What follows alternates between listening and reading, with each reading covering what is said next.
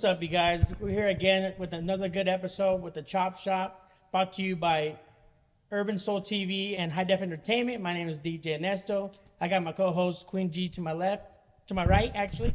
Hey guys, Queen G here at Rockford Productions. You know how we do it.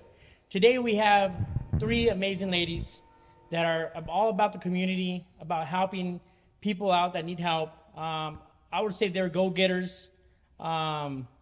Let's introduce them. You know, they come from a nonprofit organization called A Better Way. We have Jackie, Anita, and Francis. Hello. Let's give a round of applause. How you guys doing today? Pretty good. Thank you. Yeah, how about you, Queen G?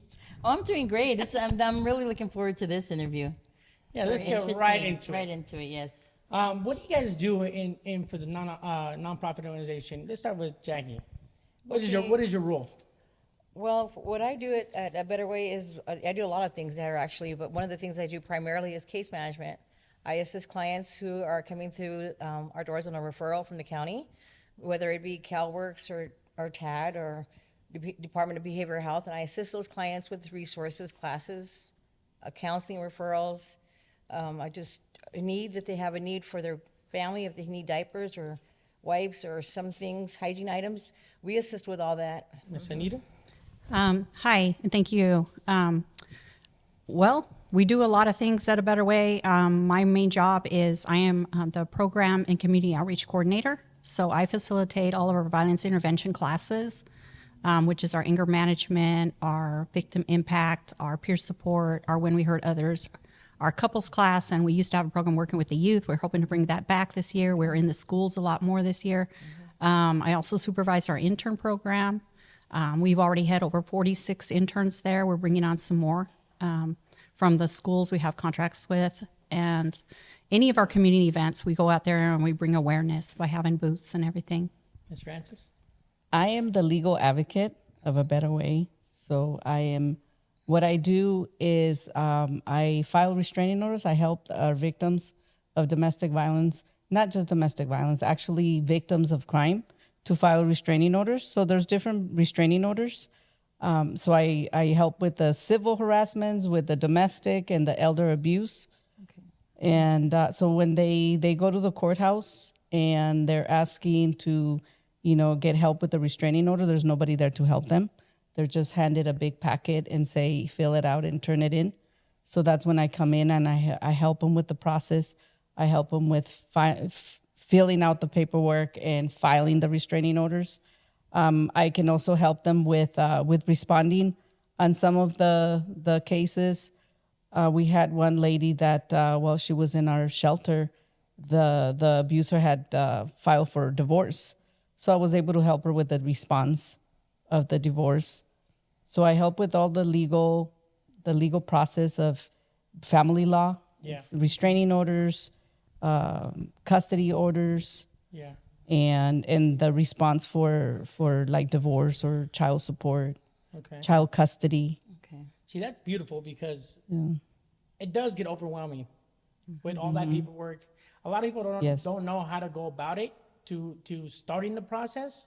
So it could be kind of intimidating to where the point where they don't want to even, get into that. Yes. Right. They just rather deal with it, like we were talking about. They they rather say deal with it, or I'm better off just where I'm at right now. Because it does get too hard for people. And that's a lot of paperwork. I don't know all that stuff that they're filling out. So it's a good thing that you guys provide that service to where you guys help them fill out all the paperwork and get them through the process. What's really important about Francis, I will say, is that she follows up with them. Okay. Because what a lot of people don't know is you file the restraining order, but over 85% of those restraining orders are violated. They're walked right through.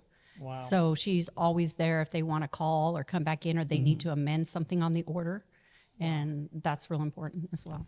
So then the question I have for you guys, how I see on your shirt, established since 1983 or 93? Yes. Can you give us a little So A Better Way's been in background? existence for over like 30 years, a little over 30 years. And original founder, she, started a hotline from the bedroom in her house, and then they got a house, her and some other people who were like-minded because she was a survivor herself, and she fled Oklahoma And she was lucky to have somebody here who took her in and said, okay, you and your son will be here, you'll be safe and everything. And she just saw more and more victims that were needing services, and it just wasn't available. And so they got together like-minded and started, to found a better way. That's awesome. Yeah. That's good. How do people go about, sometimes people don't know what to do in that situation. And I know, Jackie, you kind of touched a little bit on the county office, but do you have like a recommendation for people that are in this domestic violence situation, or how do they go about finding you guys? Well, they find us through different offices, different agencies, schools sometimes refer them, probation has referred them. The Cal Works office, of course, has referred them. The DV CFS, the DV hotline, 211 through United Way. It just several places. We get calls from like the social service, public health department. Okay. Yeah, hospitals. Yes. Family members will call on behalf of a victim. Sometimes victims will find out themselves that because they say, I've been driving down here for like 2 years now. I pass your office every day. I just haven't had the courage to come in. And a lot of people will pressure a victim to leave. And they say, you got to leave now. You got to leave now. Thinking that's going to make them safe. But timing is the most important thing. They got to have a plan. And so it's so important if you talk to a victim and you want to help them, say, just go talk to somebody. You don't have to make a decision right now, because we're not going to push them to make a decision. Yeah. Even though we know they should leave, timing is so important because it's so dangerous. It's one of the most dangerous times during the time they're trying to leave or after they've left. Yeah. So a lot of people think, well, you're there, you're in danger. You are, but it's worse when you're trying to leave or after you've left. And that's why you need to get the restraining order, work with an advocate on a safety plan. So just come in. If you don't know, for sure if you're in an abusive relationship, come in and talk to us. We'll go through the warning signs with you. We'll make a plan with you. And you don't have to make a decision right away. The most important thing is you take a step. Yeah. Now, where do you guys get your guys' passion to do what you guys are doing? That's a good question. Yeah, that's a good question. Advocacy is something that you do because it's rewarding. Correct. It's rewarding. It's something you feel like it's something that you have to do. Like if you try to get a restraining order, if you go to a paralegal, you go to a lawyer, you're going to pay at least $300. Correct. Okay, for just preparing the paperwork. So just knowing, when they come to me and I get everything done, I guide them through the process, and they're like, oh, thank you so much. And, oh, what would I have done?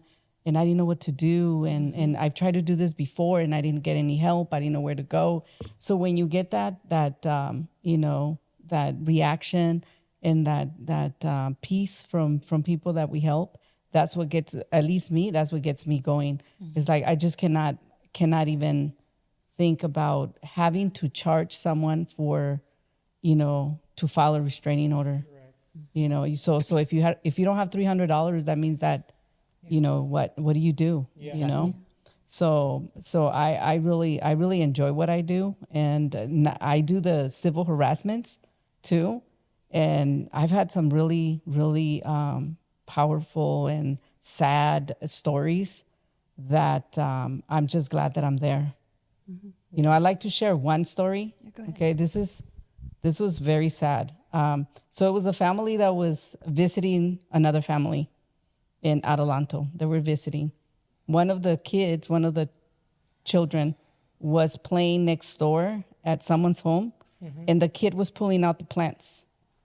Okay, pulling out the plants, and the owner came out and said, "What are you doing? You're destroying my garden." So the family came out. The parents said, "Oh, I'm so sorry. We'll fix it.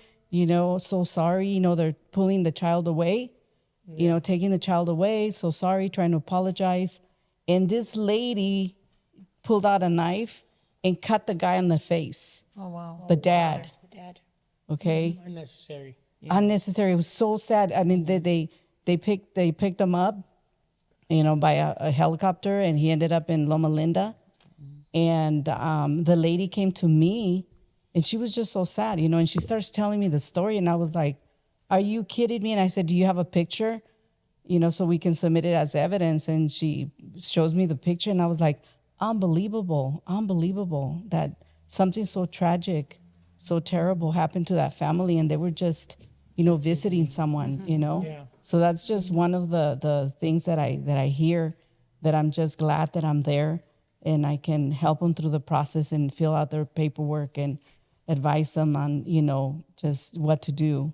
So, Thank you. yeah, I mean, that's just one of the stories, but I hear some very extreme abuse, either against someone, like a woman or a child, a man, or pets. We hear a lot of animal cruelty too.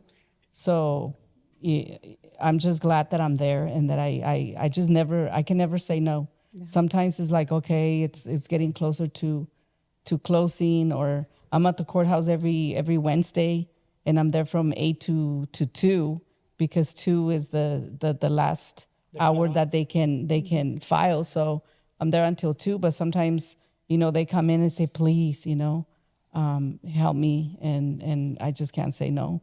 Yeah. People need these orders. Sometimes their children are taken from them, and they're just desperate to get their children back. Yeah. And that's not something that you can do without orders. If, there's no custody orders, and the other parent decides, I'm taking the children, I'm not bringing them back, they feel very desperate when they don't have their children. I can't imagine feeling that. Yeah. Somebody taking my child and not being able to do anything about it. Yes. Right. That's super stressful. Very. A lot of anxiety. For me, I'm a survivor, and so I firsthand too know what it's like to be alone, stuck out there, trying to figure out how to stay safe, but also like not have my children suffer, and not knowing where to go. I was removed from the home by the police. They took us to a homeless shelter, but because my daughter was so young, they did not allow us to stay, so they gave her socks. And then a police officer came back, and he said, well, what am I supposed to do with her? And they said, well, take her to the battered shelter in Apple Valley. And at the time, there was a battered shelter, and I was about to get out the car, and then the lady said, where's your husband right now? Is he looking for you? I said, I'm not married. She goes, you're not married? Then you can't be here. Oh, wow. And I was like, okay. He goes, well, where do I take her? She goes, you can take her to the welfare office, and they will give her a voucher for a hotel.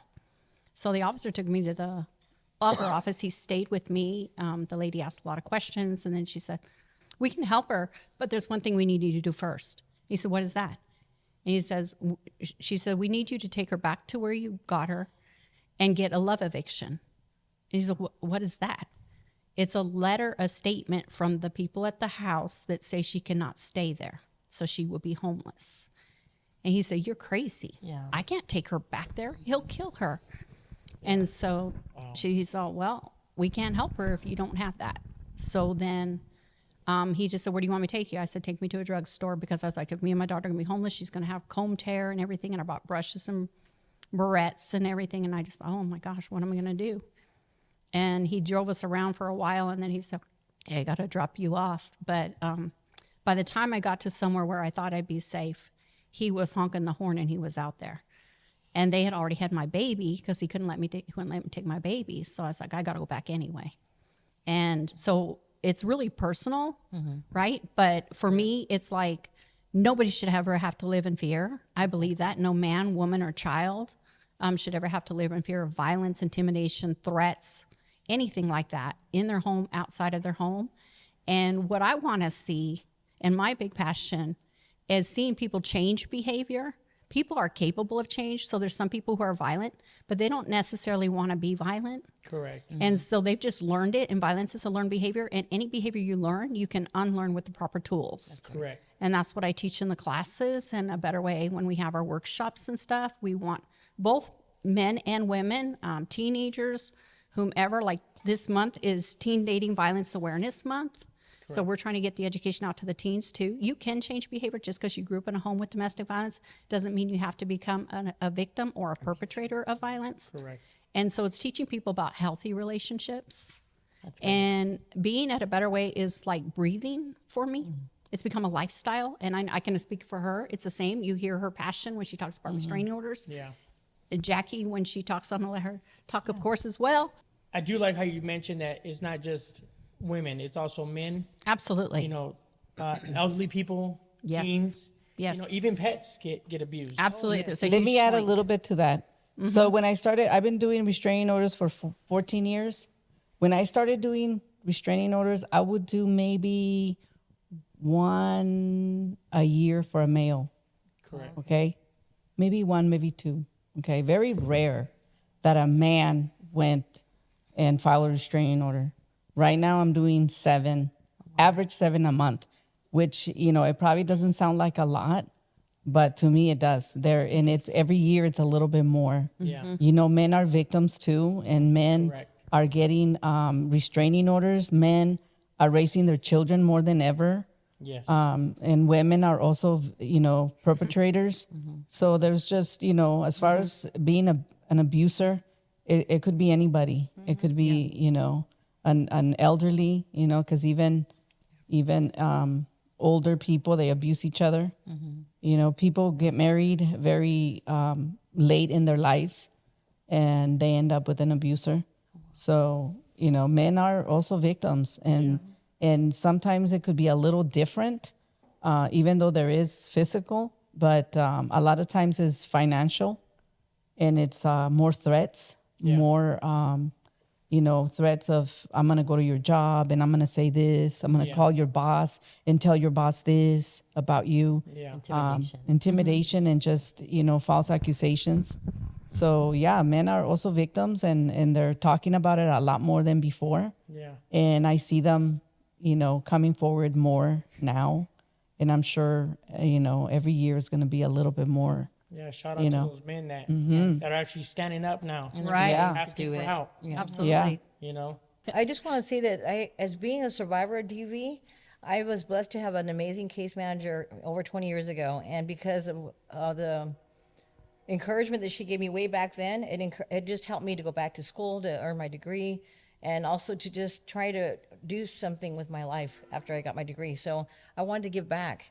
And so I feel at times I have a little bit too much compassion because I remember like it was yesterday a lot of times. Yeah. And I want to be able to help clients that come past me to remind them that they can get through this.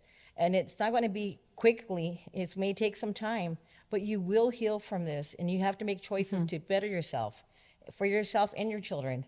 So I'm just thankful that I had a person in my life many years ago that gave me the instruction to just do better with myself, to go back to school, get my education. Don't rely on anybody to help me, but do it on my own. That's good. Yes. I wonder if that's how the name came up. Like you guys got the name, A Better Way. A 'Cause better way. To me, it would be a better way if somebody that knew what I was going through, that I already have gone through, give me advice because they already went Right. through it. You know, like I used to be an addict. So when I hear information about how to better myself from another addict that has been through that, I take it really passionate because they've been through what I've been through, or they already went through that. They're a living example. So they know exactly what it is. You know, there's a lot of, you know, I'm not saying that people that don't know, that never been in, you know, in domestic violence, doesn't know how to give, you know, advice. You know, they can too, but I think it's just better when it comes from somebody that's already been through it. Like your testimonial. Yeah. You know. For sure. Yeah. And we do have people who have a lot of compassion and they've never been a victim, but they have the compassion and they non-judgmentally will listen to somebody as they come through the door. And that makes a huge difference too. Now I want to go back to what you said. You guys have trainings, correct? Correct. How does that work? Are you talking the 40-hour training? 40 hours. How can somebody, you know, get information about that or sign up? So if anybody wants to volunteer with our agency, and anybody who would want to just come out and do booths with us or something, say they couldn't volunteer like on a regular basis, but they wanted to work on a Saturday with us and bring information to the community, they can always contact us and we'll provide that information. And it's required, it's mandatory for any volunteer to do 40 hours of training. Right. And what's unique is COVID changed a lot of things for us. Instead of it being 40 hours in person, it's now all online, 100% online, so people can do it at their own pace. There's a start date and there's an end date. You have 4 weeks to finish the 40 hours, and you can do it at your pace. And then you get a certificate of completion at the end. Do they have to go through like a background check before? For the 40 hours, they do the 40 hours. And then if they do want to, depending on where they're going to work with us, like if they were going to go in the house or if they're going to be around the clients particularly or be around confidential information, they do have to do the background check. Yes. Yeah. That's good. Yeah. And those classes are amazing because I did do a 40-hour Yes, you did. training 2 years ago. 2 with years them. ago. And it does give you a lot of information. There's a lot of stuff that I didn't know, like the plan that you said. You know, a lot of people talk about. They tell people, you know, why are you still in that relationship? Yes. Just leave. You know, and like you said, you have to have a plan because if you leave, where are you gonna go? Yeah. And then a lot of people think that because you've You're gonna left, be, you're gonna be that it's streets. over. Yeah. But it's not over according to the No. person who is abusing you. They believe they own you. Yeah, And they will stalk you and harass you. Yeah. And then then the restraining order can come in handy. But on top of that, you can physically leave an abusive situation, but mentally and emotionally, you could still be stuck there. still there. And that's where you need the support groups, right? And so we offer the support groups. So we also do job preparedness, and we have self-esteem workshop, everything. So Yeah. and we had the workshop for men, and then we also had the consulate. Yeah. Was it the consulate? Oh, that was yes, out there? yes, yes. The Mexican counselor was there. I see you as like kind of like somewhat like counselors. Yeah. Yeah. You know, you guys all help each other, help everybody out. That you know, you guys all play an important role in that process. Thank you. Yeah, the you know, family. 'cause Yeah. you know, it's really tough.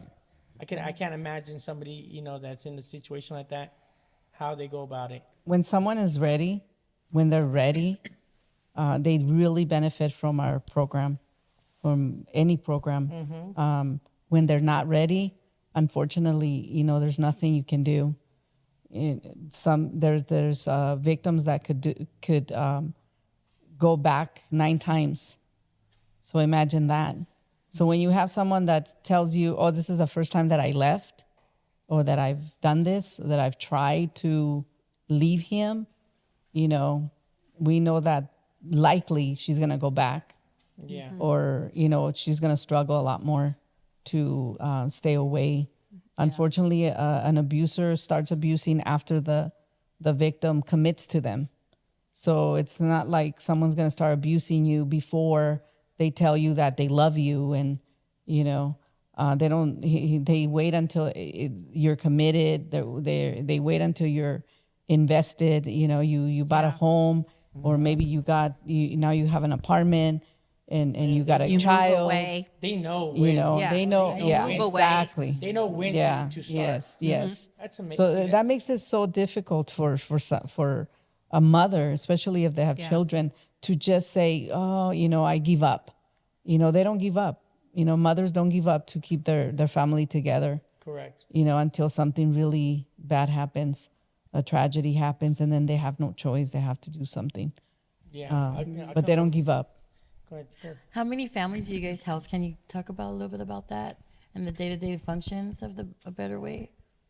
Day-to-day functions change A change okay. every day. We have 26 beds. Okay. 26 beds in our shelter. And that's good. See, you guys don't just have a shelter. You guys also help people, you know, get back into their feet, right? You guys do housing also. When there's funding available, we do assist with You guys transitional do, housing. right? Yes, because You guys- I've done that myself personally with clients that have been in the house and then they're ready to be independent and self-sufficient. So we assist them with transitional housing. But that's only available when the funds are there. Yeah, one time we Right had now. 24 apartments, and I was the case manager. I always saw the families that moved in them, and we met with them weekly for case management, helped them with goals, check their units for cleanliness, also check to see if they had moved their abuser in, because that's going to put them out, right? Because we're going to move a family in that's ready to follow the rules, and they would stay anywhere from 12 to 18 months, 2 years max.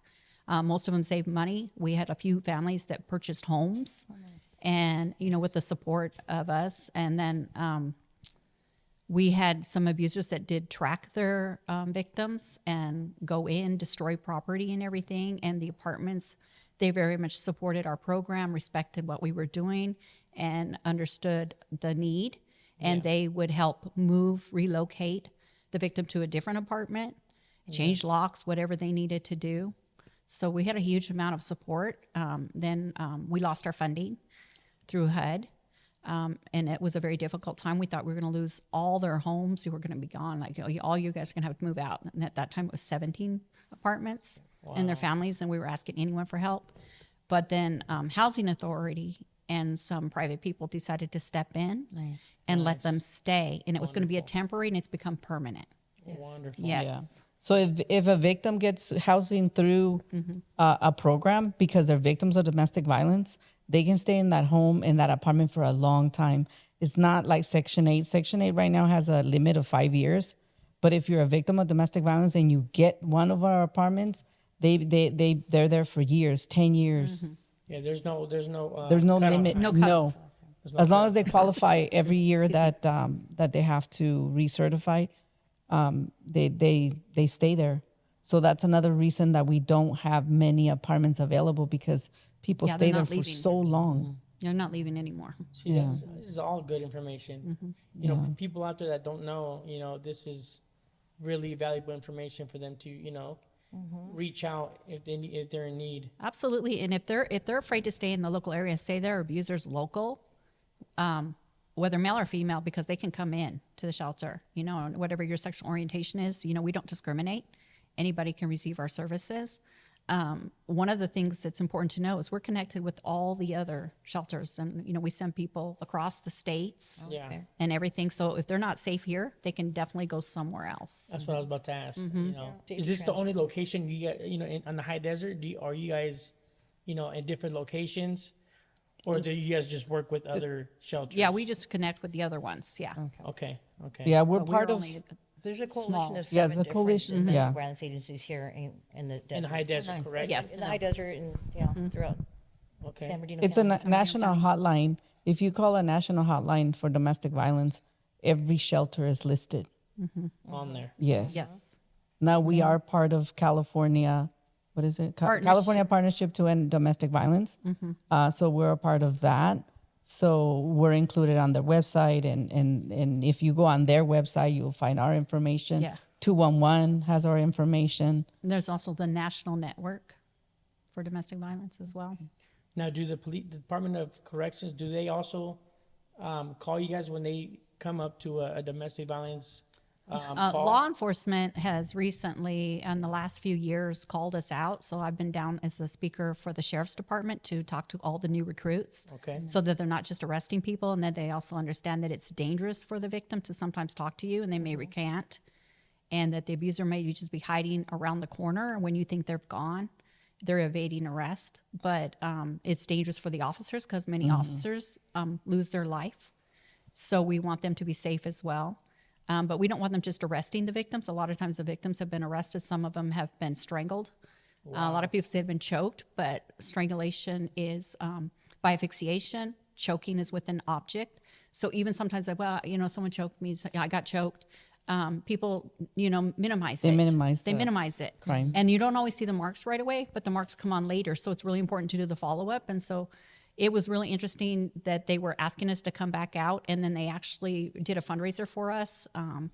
And they gave us like almost $8,000. So it was incredible. And they thanked us for coming out and giving the education.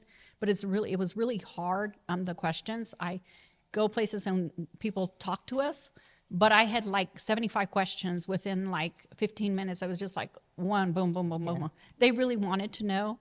And then recently, the Victorville Police Department had me out there for every one of their briefings. Okay. So in the morning and in the evening, so that when they go out, because they said the majority of their calls are domestic violence. Yeah. They're domestic disputes. And what I try to get people to understand is a domestic dispute doesn't always involve two people, because a lot of people believe, and that's to me is a myth or not the truth. Sometimes people they fight together, and that's mutual combat.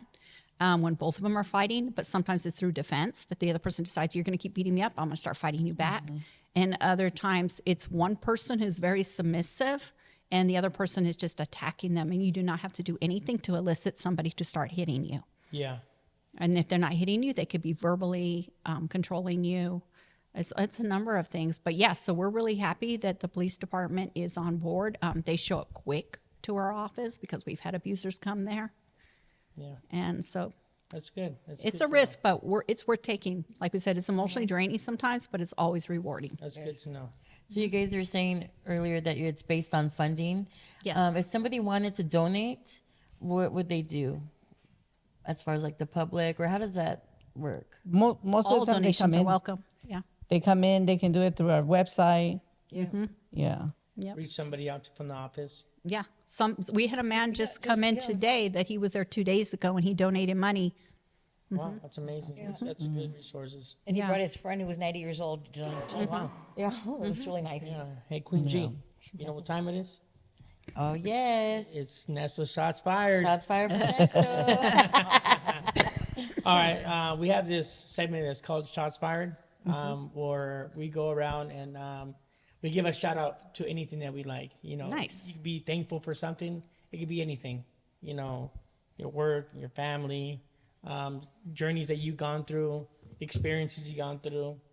We'll go ahead and start off with Queen G. All right, I'll start this off. I want to thank you guys for coming out.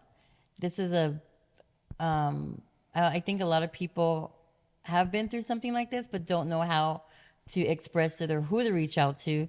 So I just want to say thank you for coming and giving us your story, and just thank you guys for that, for all the grassroots things that you do in the community. Thank you. My shout out goes to all those organizations that are out there that help people get through what they need to get through. For your guys' organization up here in the High Desert, you know, I know we have a lot of, you know, violent situations out here. You know, I just want to thank you guys for being out here and giving all the information that you guys give, the trainings that you guys give, you know, all the support for people out there that are going through this. Thank you. Yeah, Jackie. I want to give a shout out to our executive director, Oh, Dr. Yolanda Roberts. That's who I am thankful Yep, for. that's We me have an too. amazing director who Yep. just totally assists us for whatever our needs are. Whatever that comes up with the client needing something special, she's always there to help us. And so I'm very thankful for her. Yeah. We didn't plan this, but that's me too. I wanted to give a shout out to Yolanda Roberts, Dr. Yolanda Roberts. She's an amazing individual. She cares genuinely about each of us as her staff and wants to make sure that she supports what we're best at and that we're happy while we're there, because burnout is a real thing. Yes. And she sees it in us. She makes sure we stop and have breaks, lunch. She gets us snacks. She supports us. She calls to check on us. And while she couldn't be here tonight, she would have loved to. And so definitely a shout out to you, Yolanda. We couldn't do without you. We're so glad. Hang in there. It's getting better. Yes, don't leave. Yeah, don't leave. Shout out to you guys. Thank you Absolutely, for you know, inviting us. Domestic violence is something that people don't really talk about. Yeah. Yes. It's very embarrassing to be a victim of domestic violence. It's a hard topic to talk about, but it's necessary.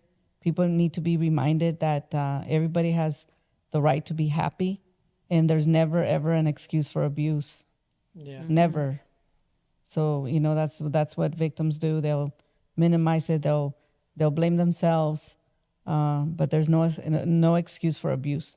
Correct. So thank you for having us here. Yeah, no problem. welcome. Round of Thank applause. you. Definitely. I'm gonna do another shout out. This goes to my boss, Dorian Terry. Thank you for doing what you do at our work. You know, keeping us safe and being there for us. I want to go back to, you know, about the legal process.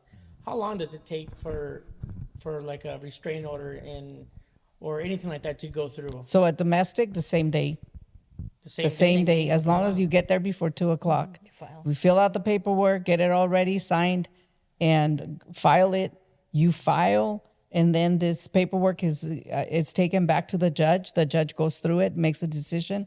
These are emergency orders. They make a decision the same day. It goes back to the clerk. The clerk calls you. You pick it up, and you got your restraining order granted and ready to get it served. Now, these orders are not valid until the other person gets served. So it's very important to get that paperwork back from the clerk, and then serve it. Now, a civil harassment, that one is a ex parte, so that could be a next day, 2 days, but it's still pretty fast. Okay.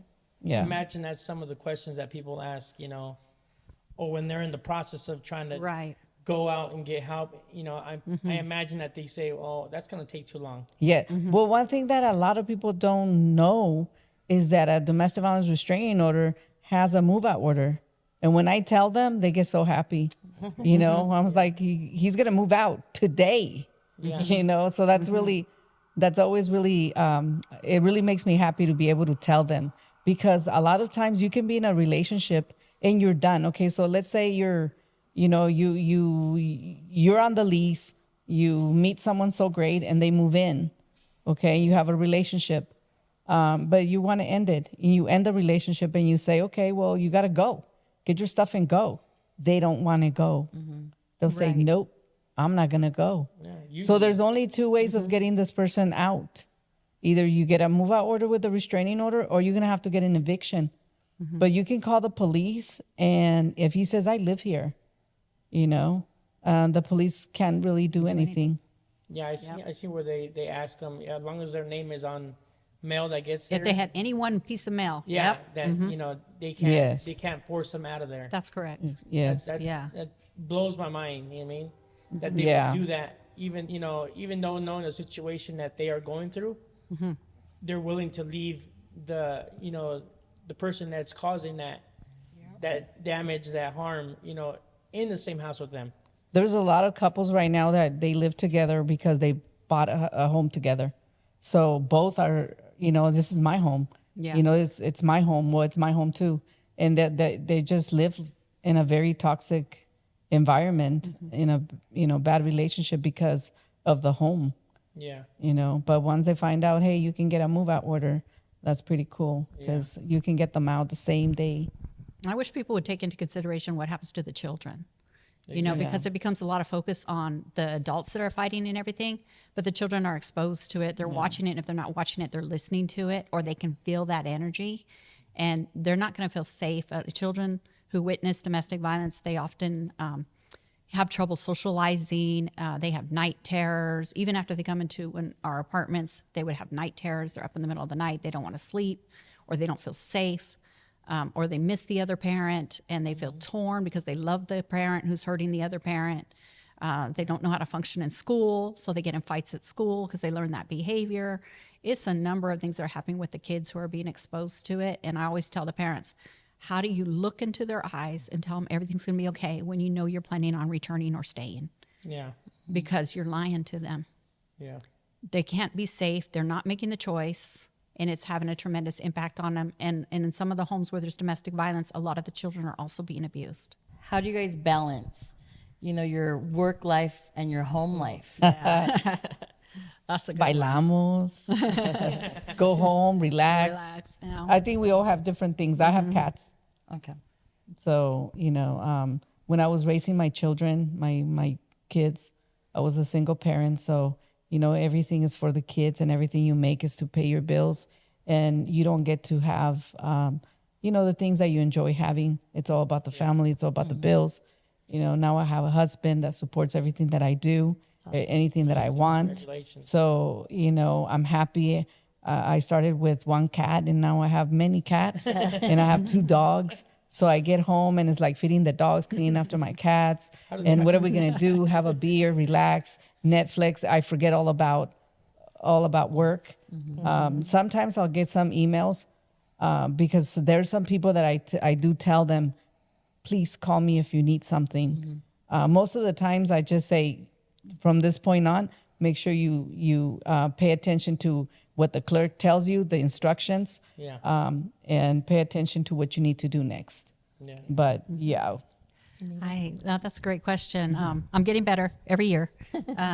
We have to turn off it sometimes, but it's not an 8 to 5 job. I mean, you can get a call anytime. It's an emergency or something, but our new director has really put a stop to that. Like, you don't answer the phone after this time. You don't do this. So, if she calls you, that's different. But for the most part, what I like to do, I do escape games. I like to do different games and write, and I hike, and I just like to watch travel channels, mostly Korean soaps and stuff like that. Any international The K-pop. novellas, K-pop, K-pop. yeah. So I like that. Yeah. Jackie? I like to go to Cosmos with Francis on Oh Friday. yeah. Fridays at Cosmos. She likes to club it. We like to watch. Yeah, we just watch people dance. You're like us. We go there and we start making fun of everybody. Right? People watch. Good for You're people like, oh my watching. God. Yeah. People watching. Yes. Yeah. No, but I spend time with my family. I love my family. I have a lot of daughters, and I get to spend time with them. And I just like that family time because I really didn't have that growing up. I mean, when my life was a mess, I kind of missed out on that a little bit because I was trying to do other things. So I make sure I take that time to just maybe make a recipe with them, or paint with them. We do painting. Yeah. My daughter likes to do a lot of drawing. I'm not very good at it, but I just help her embellish a little bit. So Yeah. it's nice. That's how I relax. That's good. You guys got to shut it off sometimes, you know? Absolutely. Yeah, but we definitely need to. We live our lives as healthy as possible Yes. in our relationships and our lives, and that's how we are able to help others. Yeah. Because if your life is a mess, you cannot help other people. That's right. Yeah. Yeah. Yeah. It's just like what we say when you're in addiction. If you can't give somebody an advice if you're not in the right in the right spot yourself. Right. Exactly. So yeah, we really try to be role models. You really have to be a role model to somebody else if you want to help them. Yeah. You cannot help someone if you haven't done it. Yeah. And our partners are all super supportive of what we do. They'll put on a purple shirt. They'll show Yeah. up at a better way. They'll march. They'll great. walk. Whatever we need them to do. They're super supportive. They know sometimes we're not going to get home on time or whatever. Like today. Like today. But this is wonderful. Yeah. We're so appreciative. Thank you. Thank you. Thank you for being with us. Yeah. I know you guys do the Candlelight vigil. live visual at the City Hall. I know I've been there a couple times. Yeah, so we moved it to inside because it's cold in October. Yeah. And so it's now indoors. And this year that just passed, we had it at a church. It was at our director's church. And it was wonderful. And we're looking at having a new location this year. We have a few places in mind, but it will also be indoors just because the weather can be unpredictable. Yeah. And we want people to be comfortable while they're there. And then of course, we have a guest speaker already planned and some other people who are going to come. Yeah, every year that we do the candlelight vigil, it's like we never done it before. Yeah, It's always different. It's an experience that we just enjoy doing every year, and remembering so many victims of domestic violence, and some of us have certain people that we can remember that we Absolutely. remember. Yeah. And like for myself, it's Rosa Tejada, and she was killed at Hook Park by the boyfriend. She got ran over, Okay. and she left a family, kids, on minors, and I read her name. I remember her during that day, Absolutely. that time. But it's a time to remember that there's victims dying all the time because of domestic violence, and you hear it all the time. Yeah. On the news. Absolutely. The boyfriend killed the girlfriend. Yeah. The boyfriend killed, or the husband killed the whole family. The And wife you hear ran over this the all husband. the time. Yeah. And it's very devastating, and people don't realize how often and how much of this is happening around us. Absolutely. It's almost crazy to say that.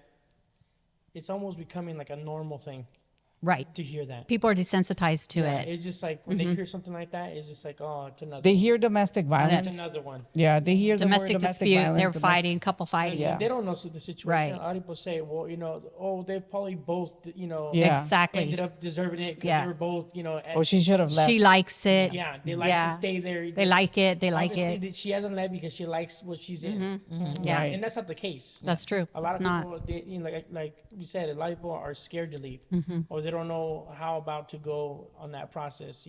Definitely. Because when people do leave, the aggressor, It can escalate. They see nothing but bullseyes. Yeah. They do whatever they got to do to get to that person and do more harm. I mean, Absolutely. most people, they stay because of the financial reasons. Yeah. I mean, they just can't make it on by themselves, or maybe they just never worked.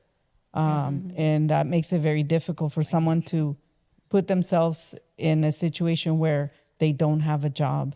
lack of support system. Absolutely. The victims that have a family, they succeed. I have a big family, and we're very close, and we help each other. And when I was going through my domestic violence, I never had a problem. I was never homeless. I always had a home. Every season, my kids had their winter clothes, their summer clothes, and I had, the support.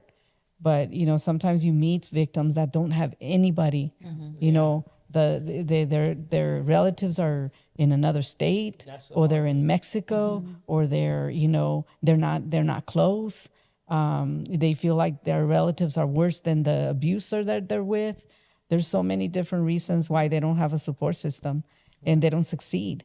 They go back, or they end up with somebody else. They say, well, they go from one relationship to another. Well, first of all, between 30, I would say 20 and 30, you're just boy crazy and girl crazy. Those are the worst years of your life. Nobody wants to be alone. You have to have the boyfriend. You have to have the girlfriend. And There's a lot of pressure. Yeah, a lot of pressure to be in a relationship. To be in a relationship, right. So it's a very tough time. Once you hit your 40s, it gets a little easier. And every, 40, 50, 60, it gets a lot easier. Yeah. And there's a lot of myths that happen with domestic violence. And a lot of people believe that it only happens to the poor, uneducated people, certain different nationalities. Domestic violence doesn't discriminate, doesn't care what your nationality is, doesn't care about your socioeconomic class, rich, middle class, in the very poor. It's just different. It looks different. And what happens is statistically, we have numbers for the uneducated or the poorer people or the different minorities because they are receiving the services that are free. And we have to track it. But when people have money, they go to private agencies where it's not tracked. They can afford more things, people to take care of their kids, get them things. And so it's not that it's not happening. It just looks different. Like somebody might get a Del Taco dinner or taken to a movie if they're in a socioeconomic class. But if you move up in that, they're getting a Rolls Royce, or they're getting a trip, or they're getting another diamond ring, or their kids are being put on a special team or something. And so you have families that have money that won't leave because of the social status, and they want to protect that, and they want to make sure the kids can be part of the expensive schools and stuff like that. So it still happens. But what we see also, and the name I always remember and read every October when I can, sometimes I'll share it with others, but her name is Sandra Madrigal Rios. She was 28 years old. She left behind 2 boys. I did her restraining order at the courthouse. And within a short period of time, she went to court. She could barely speak. And we had been communicating, which wasn't a good idea, but I didn't know. I was pretty new, and I could relate to her story very much. He had never physically hit her, but he sexually abused her all the time, and he threatened her, and he controlled her with the money they had, boats, cars, everything, house, beautiful house. But the one person she reached out to her was her sister, because she believed her sister would not judge her. Her sister brought us to get the restraining order. And then what the family did, because he won in court, temporary. She didn't know she'd go back a second time. She had done the paperwork, but he's the one who was able to convince the judge that he deserved the boys. Yeah. And so the grandparents were like, we want to see our sons. Won't you just come in here and live here? And you guys try to work it out while you're going to counseling. Because we had a counselor at the time and our office. And so he was meeting with them as a couple. And well, everybody was thinking everything was going better, and I wasn't hearing from her anymore. I didn't know what had happened, and that's not uncommon. They just drop off, and you hope the best. He was threatening her in the house and everything, and on a Friday night, he took off, said, you'll never get the kids back now. I'm done. And she went after her father with a butcher knife, and they 5150'd her. She went to Victor Valley Hospital at the time. They put her in the mental ward. She ended up stabbing herself through the heart with a pair of on-man scissors. Oh, wow. And she took her life that way. He never physically hit her, but he was able to control her and destroy her will to live. And that's why people need to get out as soon as they can too, because people do lose their will. It kind of opens up your eyes, Yeah. how far domestic violence goes. It's not physically, somebody Right. hitting you. It's mentally. Yeah, because the bruises, what we say when we've been physically hit, the bruises go away. But what they say to you, it stays here and here, and it's the longest to move Scarred. out. Yeah, you're scarred. So that's why you need the support groups. You need to continually do whatever it is you can to rebuild yourself back up, because a lot of victims lose themselves in the relationship because they're working all the time to try to appease what the abuser wants. Yeah. Keep the attention on them. So sometimes there's no attention on the kids either. So you're physically there for the kids, but mentally, emotionally, you're not available to them. Are you guys working with any other organizations? Yeah, we're connected with a lot of them. We connect with Moses House. We connect with FAP, which is Family Assistance Program. We connect with God's Hand Extended. With the TAT office, the welfare office, CFS. You can find all that in your guys' website, right? Yeah. You guys have a website at A Better Absolutely. Way. And it gives you kind of like a breakdown of what you guys are. And people are always welcome to come in and read our bulletin board too. It has all the events that we're going to be in. Like this month, we'll be at Victor Valley High School for their health fair. We're going to be in Colton High School in March. So as long as we stay in San Bernardino County, because LA wanted us to, but we're going to stay in San Bernardino County. And we're going to be at Granite in May.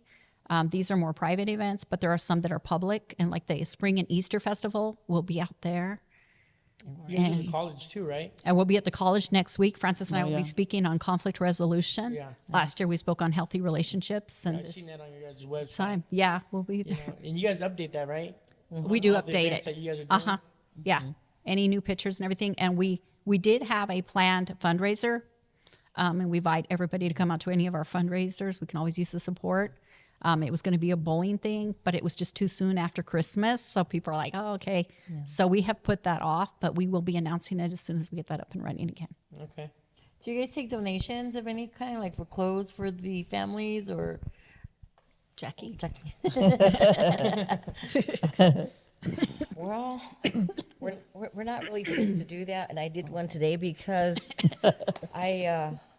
this young lady that called me, she just had twin babies like 6 months ago, and the babies grew too fast, and the diapers wouldn't fit anymore. So she brought all kinds of stuff to our agency. But normally, if we have room, we'll take donations. Today was a good call, Jackie. You did good. Thank you. Yeah. I can't imagine because, so much donations, they'll start stack up and stack Yeah. up. Oh my gosh, You don't yes. have no room for that. Exactly. And then some people will bring us really nice stuff on top, but the stuff on the bottom isn't good. So I have to throw all that away.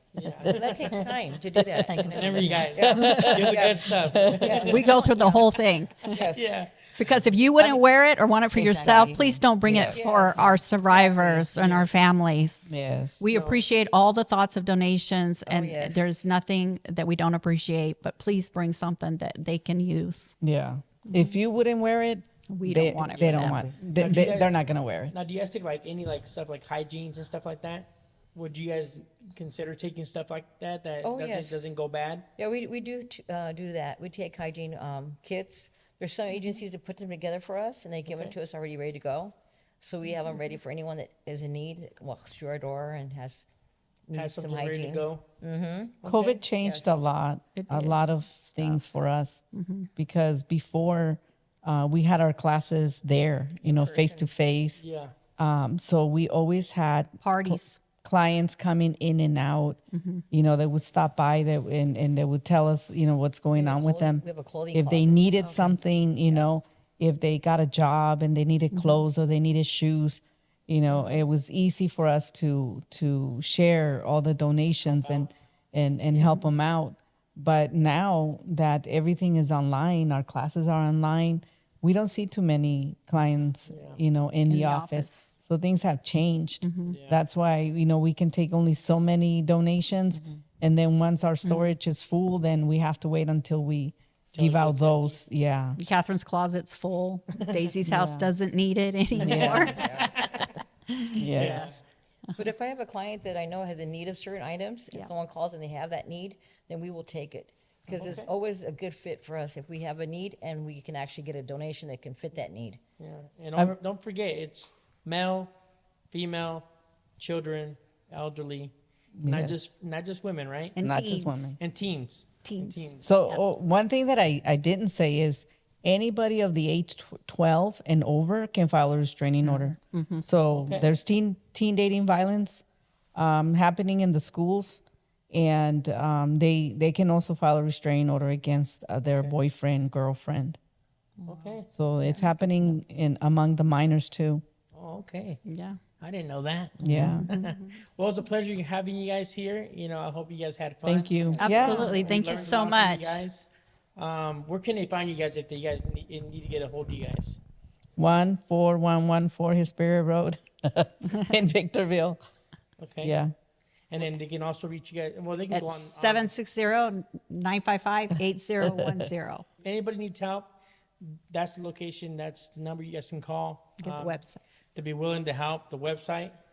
Or our 24/7 hotline, which is 760-955-8723, 24/7 number.